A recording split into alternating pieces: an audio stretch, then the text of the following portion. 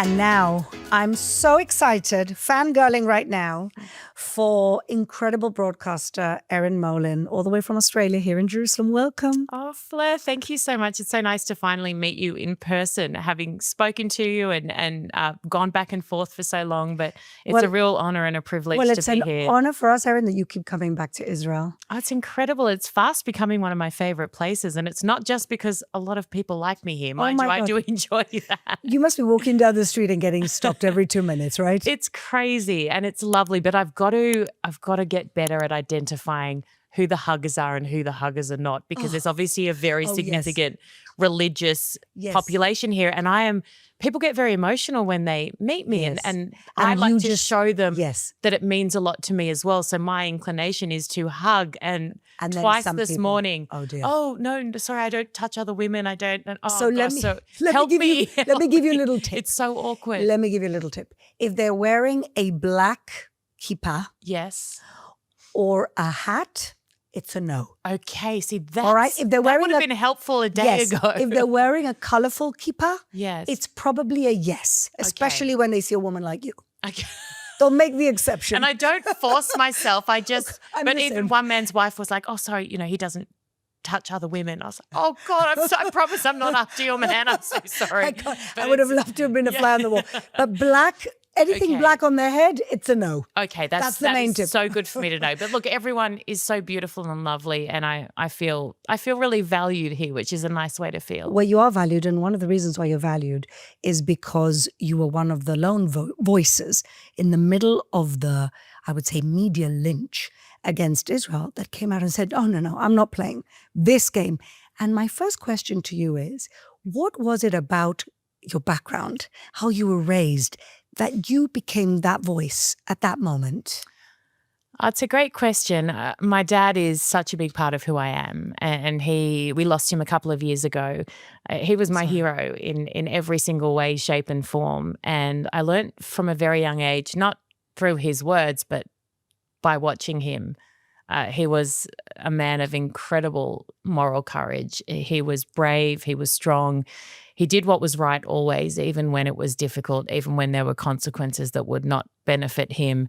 He had just this insane ability to serve with honour and integrity. And he was in the army, a major general, and then he entered parliament after he left the military. And he holds a record for most individual votes of any politician in Australian history. Which means he was present. He was there. He took it seriously. He was phenomenal, and the way he could connect with people. He was this 6'6" major general. He ran the war in Iraq for a year, but he was the kindest, most incredible human being. And through so many interactions, and he and I were incredibly close, and our passions were very much aligned in terms of national security, defence, foreign affairs, that kind of thing.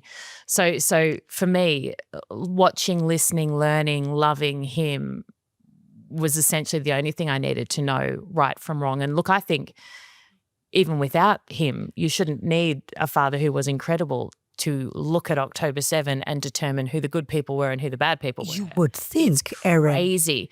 But in terms of any element of moral courage that I possess, it's almost entirely exclusively down to him. And I always feel, he's the public hero of my life, but my mother.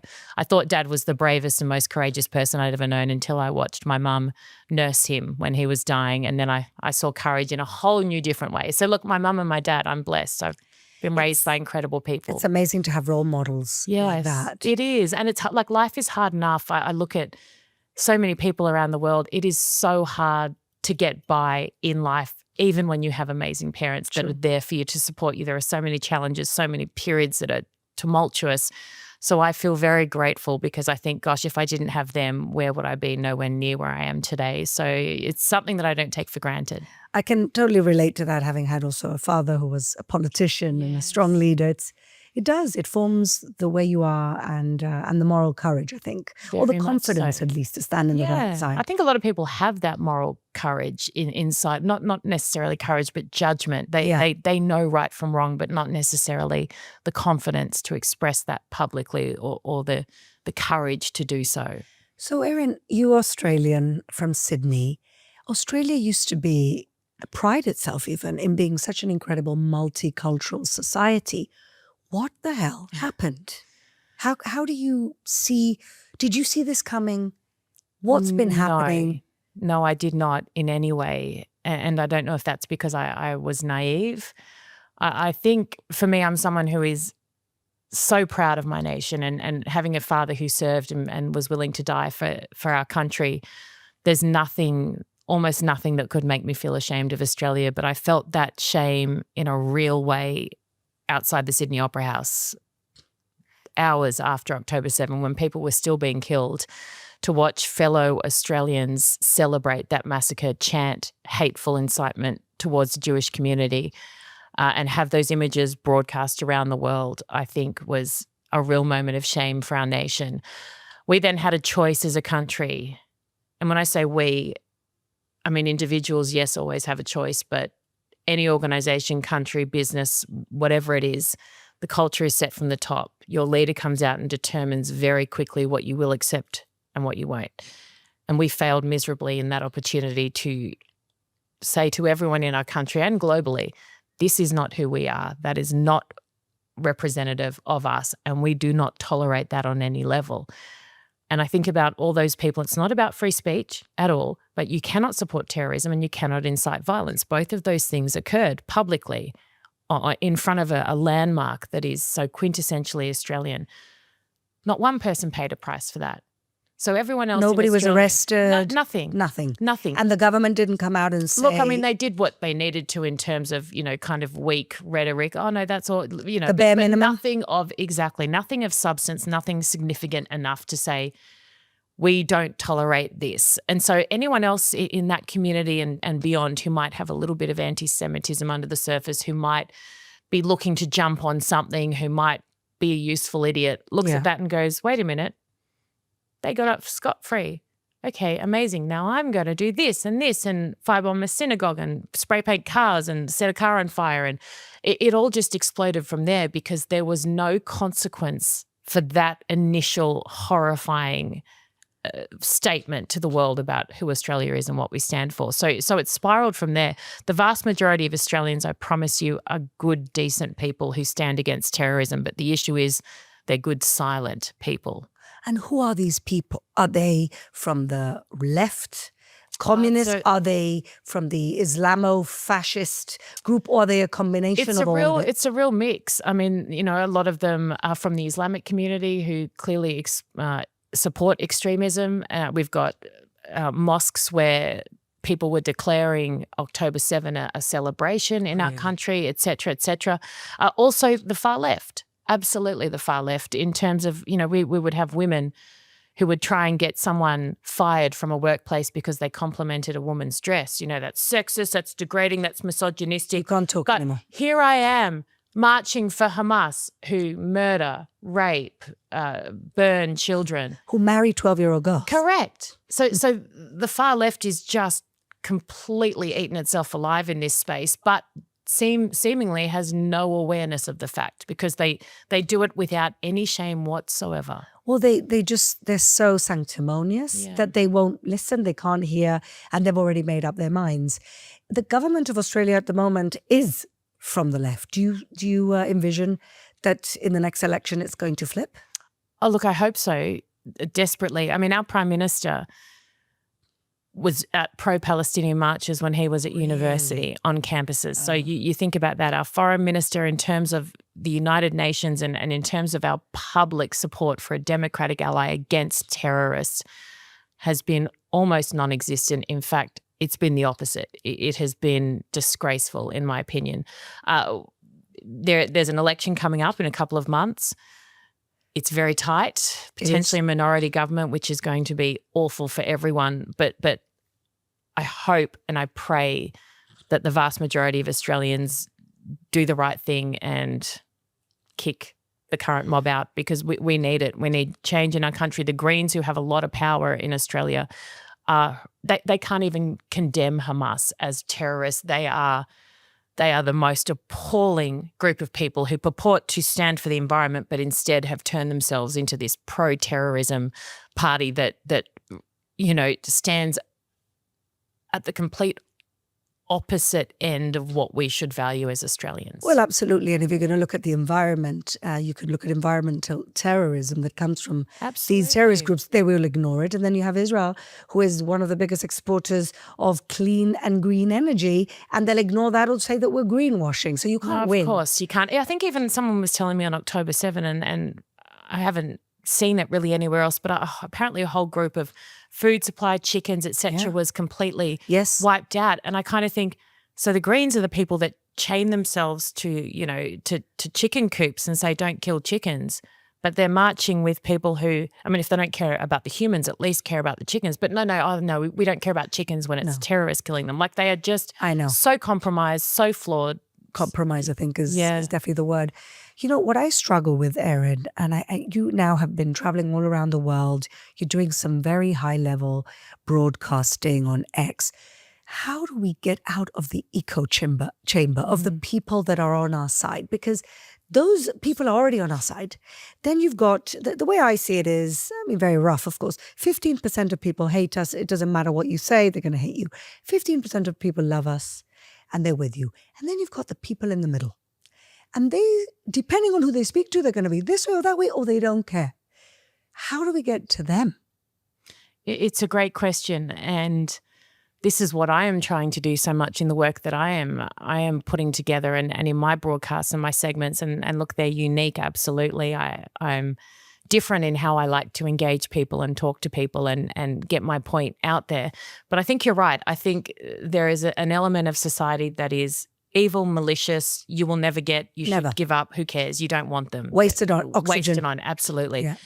The group in the middle, and I use Australia as an example of this. So in my mind, I'm always thinking, who's my audience? It's Cindy, she's a 50-year-old single mom, 3 kids, working 2 jobs, cost of living crisis. She's exhausted. She feels very far away from a conflict in the Middle East. She doesn't watch news. She watches Real Housewives to relax at night. Kids are driving her crazy, etc., etc. She's in the car driving home with them. ABC Radio's on, which is our public broadcaster. One of the headlines I heard last week, in person, day 500 and something of Israel's illegal invasion of Gaza. Oh, God. So for a woman who is not engaged in this at all, not because she's malicious or evil, but because she doesn't have capacity to care about a conflict in the Middle East that she doesn't quite understand affects her as much as it really does. So that now shapes her narrative. She gets out of the car, she'll think, oh, God, those awful Israelis. Yeah, I saw that picture of that baby from Gaza dying as well, those awful people, and then she'll get on with her day. That one line from a news source that she trusts, it's the ABC, will shape her narrative. Another big network in Australia started their story on hostages being released and prisoners being swapped. The opening emotional music of her piece was a Palestinian prisoner on the shoulders of someone else, his mother crying, and the reporter narrates that segment with a family reunion, decades in the making. And so people watching her, oh, that's so sweet. And I'm sitting there going, he blew up a bus and killed children. He's a terrorist. But so what they're saying is not incorrect. No. It's a family reunion, decades in the making. But what they omit to tell you is why he was separated from his family and the 50 people who are still mourning the loss of whoever he killed. And so people watching that, even just through music, through the way they started, then it's, and these are Israeli hostages were released, blah, blah, blah. So everyday Australians are watching that and they're being made to feel for a Palestinian terrorist. It's social engineering. It's engineering. Exactly. It's engineering of your thinking. And that's exactly right. And it's so they could say, well, it's true. What did I say in this story that's not true? And but the way they do it, it's subtle and it's weaving in this narrative. And so my big thing is constantly, if you stand with Israel or you stand against Hamas, they come at you with, you're a baby killer, you don't care genocide, you don't care about kids dying in Gaza. Yeah. What I'm trying to show people who have been conned by that bullshit is essentially, if you care even an iota about kids in Gaza, you've got to stand with the only country trying to free them from the terrorists who are causing every second of pain that they suffer. The only country trying to free these children from terrorists who are their enemies. Israel's not their enemy. Hamas is their enemy, is Israel. You must oppose Hamas if you care. So I think a lot of people who feel like, oh, but I really care about people. I'm so humane. So I have to stand against Israel because they're killing babies. It's trying to explain to people, we're not asking you to change your values or your morals. We're trying to show you which side they align with, and it ain't the terrorists. Shock, horror. So I think those are all parts of it. It's getting that BS out in the media, that manipulative narrative that is not reflective of reality. And it's showing people that, yes, we care about kids in Gaza too. And this is how we are trying to help them. But also it just doesn't seem to be news anymore. It's an agenda, a narrative, and they're finding the people to speak to that will speak to their narrative. Look at BBC. The text message. Did you see that? We'd love someone critical of Netanyahu and the ground invasion. It was so specific. We want somebody critical of this and critical of that. Find us that person. The show's called News Hour. So I hosted an opinion show. I am an opinion host. I'm a commentator. It has opinion down the bottom, very loud and proud. So when people watch me, they know that this is my opinion. When I do my segment at the end of the 60-minute show on X, which is straight news, straight takes, interviews with world leaders, etc., I then do my take at the end. And I almost to the point where it's ridiculous. I say, this is my opinion. If you're a journalist doing a news show, your only job is to present the information and the facts. Let your audience make up their mind. But all these people are disguising themselves as journalists or as news hosts. Exactly. If you host a news show, you should not be trying to support one narrative one way or the other. You should get a guest on, absolutely, and let them tell you what they think. Don't try and predetermine the way your segment will go. That's not news. You can do that in an opinion show. I would think, oh, okay, look, I'm aligned this way. I feel this way. So actually I'm going to get someone who's the opposite so that I can have a debate. So I might reach out and say, hey, to my producer, I need someone who's going to disagree with me on that. It's an opinion show, a commentary show, a debate show. Yeah. But if you run a news show, trying to line up guests that only suit a particular narrative, it should be criminal. But it's even more dishonest than that, because in case of the BBC and other media, they take people who have Hamas and terrorist affiliations, of course, and they present them as honest brokers or honest opinion makers. People die off the back of what they are doing. Absolutely. That's what they, and you know what is incredible to me? That they don't they don't understand that what they're doing then causes antisemitism and violence, and everywhere. They're not putting it together, or they don't want to put it together. They don't. Same as the ABC in America this week quoted as fact about leaflets that were dropped by the IDF that said something to the effect of, when Gaza is destroyed, the world map won't change. And they're reporting that the IDF dropped. I mean, honest, even if you hate the IDF, you wouldn't be so stupid to think they'd actually write that on a leaflet. But they wrote that as fact. So that then gets shown to people in Gaza. It creates this even more of a toxic environment. It creates people, it ends with people dying more than they need to. There's enough people dying without them being mouthpieces for terrorists and reporting as fact things that are untrue. And it seems also, Erin, that people forget history. You know, in the 1930s, when Jews were completely integrated in Germany and in Europe, how do you get the German people, who at the time were the most sophisticated people in Europe, to tell on their Jewish neighbor and send them to a concentration camp? It's because Goebbels was doing the same engineering of people's minds. He put a radio in everybody's house and then told them that the Jews were responsible for all their problems. And case in point, in the last 2 days, the anti-Hamas protests, who's covering this? Yeah. It's very anemic covering of the Palestinians rising against Hamas. Al Jazeera disappeared. Of course in the last 2 days.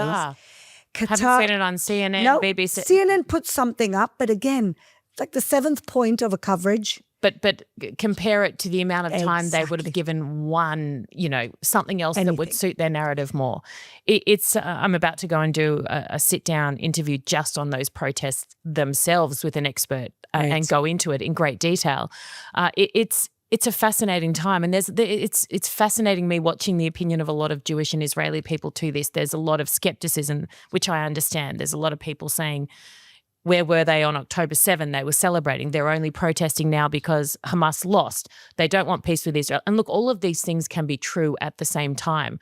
But I think you've got to grab onto anything that can help you destroy Hamas. And this is the whole, use whatever is at your disposal to destroy Hamas. And this, you'd rather this than the opposite. Of course, and give an alternative leadership if there is one to be found. And look, as we see in Syria, sometimes that alternative leadership can be worse. But I think any uprising of people in Gaza that is genuine and legitimate, as long as people keep their common sense about them and don't think this means we're going to have peace, because people who are marching now can still hate Israel and still hate the Jewish community with a passion, but maybe hate Hamas just as much, if not more. So I'll watch with interest, but look, it's certainly better than the alternative. Well, I think it's good that they're coming out. Yeah, we've been saying this for months. Where are the people saying, look, you've destroyed our piece of land here. You've destroyed it. And this nobody is else. what we've been trying to say to people forever. And I feel like I'm banging my head against a brick wall. Hamas is responsible for every life lost in Gaza. Hamas is responsible for this entire thing. Hamas are the enemy of the people in Gaza. So at least now we're getting some backup from whatever their motives are. It doesn't matter. They're coming out and agreeing that Hamas is their enemy and they want them gone. Absolutely. And the other thing I find difficult that people don't connect the dots of is internal terrorism in different countries, the Islamification of certain European countries. Maybe you can enlighten us a little bit about what's going on in Australia. I mean, we saw those terrible incidents of the nurses talking about. Is that a real threat in Australia, would you say? I think Islamic extremism is a real threat everywhere, all around the world. And I say that as someone who grew up in Indonesia, which is home to the world's largest Islamic population. Yeah. And I speak the language fluently. Really? I was there 3 months ago catching up with women, devout Muslims who wear the hijab, who are like family, who helped raise me.